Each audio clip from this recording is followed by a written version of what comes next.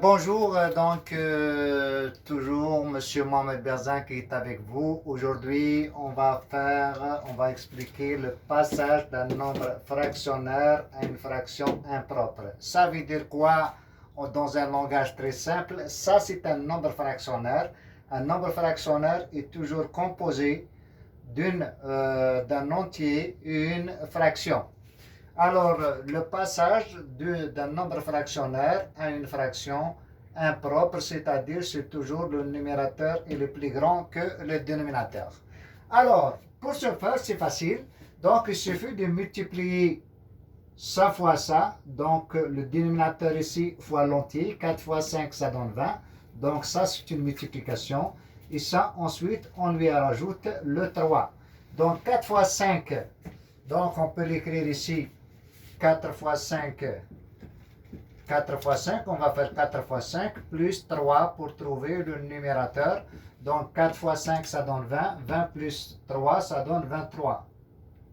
Donc ici, on va écrire 23. Et ce 23-là, on le met ici. Et le dénominateur, il va rester toujours le même.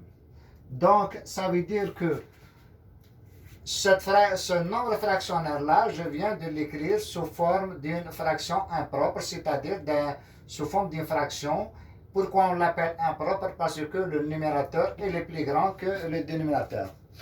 Alors, on va faire un deuxième exemple. Alors, on a dit on va faire 2 fois 7. 2 fois 7 plus 5. Alors, donc ici, on a dit le dénominateur va rester toujours le même.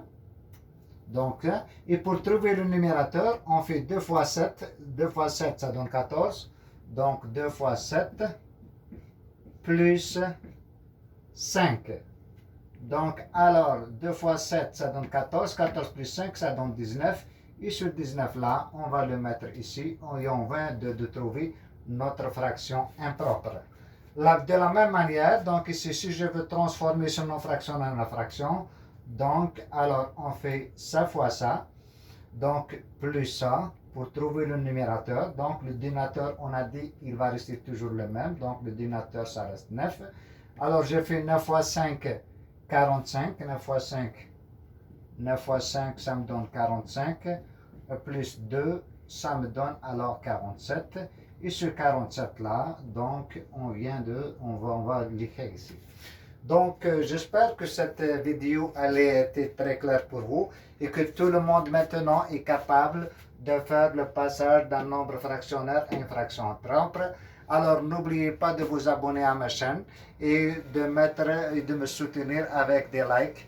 Et je vous souhaite une agréable journée. Au revoir.